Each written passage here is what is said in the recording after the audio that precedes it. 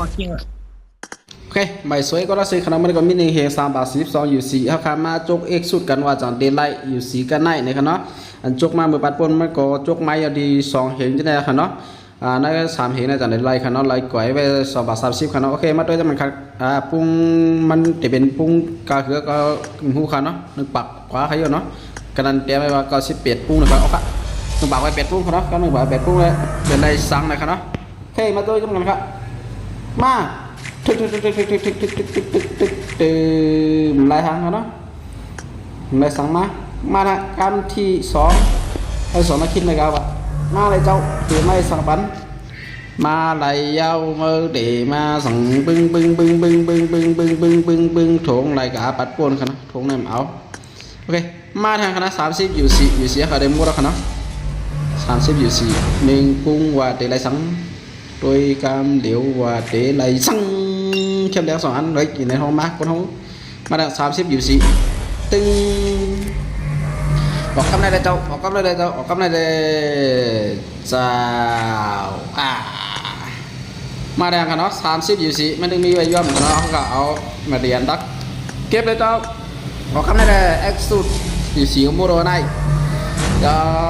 เอ็กซ์สุดเนี่ยน้ำยามาทาง30อยู่4ปึ๊กเราเสียงตัวไก่เขียมนะกำลังไข่เขียมอะไรกำลังจะมาสั่ง60อยู่4ครับชิงจะไงคือปี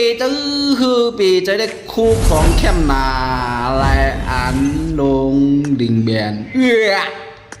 มาใครอินบัวขนอยเสียใช่ป่ะเนี่ยกำลังได้คือเราเท่า2อยู่4มาแทงเอาโคปากอยู่4มาไพ่ลายเอาแกนเด็กเนาะ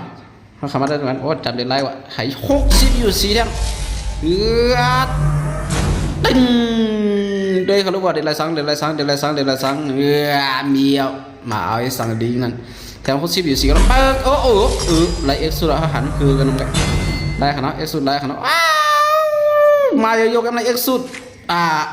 ดังกะมาเอากันไหนมาไล่ขวาเนาะเอ็กซ์สุดโอเคก็ไล่ก็เอามาตั้งไว้เด่นดีไหมต้องว่าแอมพีในขนาดยันไว้ในจัดวันค่ะโปรแกรมมันตั้งสุดอะไรโปรแกรมทีมเนื้อค่ะเนาะจุกเอ็กซ์สุดพี่สิงก็บอกเข่งนำค่ะเนาะพี่สิงก็เข่งซ้ำไปเพื่อใครจุกก็มันคือค่ะน้องบ่มาคุมวันที่31ประมุขกันเนาะโอเคไล่ก็เอ็กซ์สุดค่ะก็ได้ก็ขึ้นมาหาซื้ออันนั้นขนาดอัปเดตอะไรก็3 อันขนาดขึ้นก็อัพกันแล้วเนาะนะครับเขาเคยเลยอันแคปคำโอเคได้6 อันครับเนาะ6 อันโอเค